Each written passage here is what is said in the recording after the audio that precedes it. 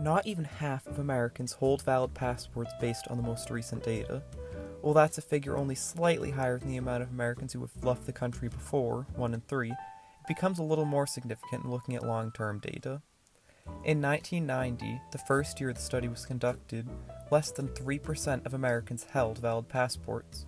Before then, the amount was so minimal that only people from the highest echelons of society had the privilege of traveling outside North America.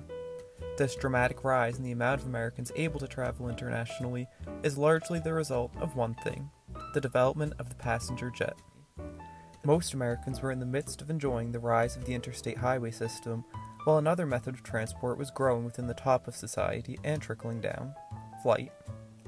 World War II ended in the mid-1940s, leaving the world with massive amounts of military surplus. As a result, many propeller-powered planes entered passenger service after a brief retrofit and registration with airlines. New planes were later implemented with the aim of increasing passenger comfort, more lavish interiors, faster propeller technology, and finally, jet engines. First came the British de Havilland Comet, and next, the Soviet Tupolev Tu-104. The 1950s continued with rapidly expanding passenger flights worldwide, but it wasn't until the introduction of Boeing's 707 jet airliner that the industry was able to flourish most.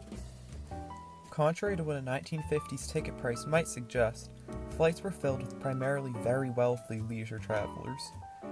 A single flight from Chicago to Phoenix could cost about the monthly salary of a middle-class employee. Despite the cost, though, many Americans would embark on a flight as an adventure in itself, calling ahead to reserve their seat in either first or tourist class. Once on board, passengers were treated to free-flowing drinks, gourmet food, and supremely comfortable seats. Some tourist class seats had up to 40 inches of pitch, which is a far cry from the 30 to 32 inch pitch of economy class seats today. Although the cost was much higher compared to a modern ticket price, no expense was spared in assuaging any potential anxieties of travelers. Passengers did their part too in keeping the in-flight experience high class. All travelers, regardless of booking classification, dressed in formal attire as part of the adventure of flying. Rather than simply a means for an end as it often seems today, a flight in the 1950s was a privilege to enjoy. The democratization of flight, although often attributed to 1970s deregulation, was the product of a rapid rise in flight service in the 1950s. Thanks to economies of scale, flying in tourist, aka economy, class of an airplane became far more attainable. Moreover, the introduction of the Boeing 707 changed the way airline corporations operated.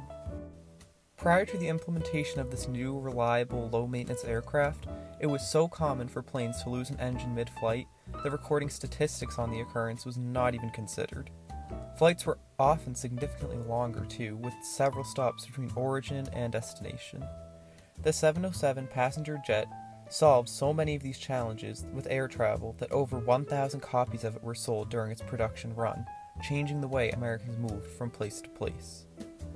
While technological development has been the defining characteristic of many historical periods, innovation, the implementation of these new ideas, is the mark the 1950s left on the history of flight. A combination of greater consuming buying power and more viable flight options allowed for a massive rise in passenger flight. Even though a modern flight on a typical American airline won't leave you with the feeling of immense comfort like it might have in the 1950s, the fact that even 1 in 3 Americans is traveling internationally is a feat to be proud of, and also the result of innovation in that decade of in-flight jubilance. If not for the introduction of the passenger jet, especially the reliable Boeing 707, even a basic flight would be prohibitively expensive for an average American. So, next time you book a ticket for a flight to Phoenix, just be glad you didn't have to sign over your last 2 paychecks to the airline for it.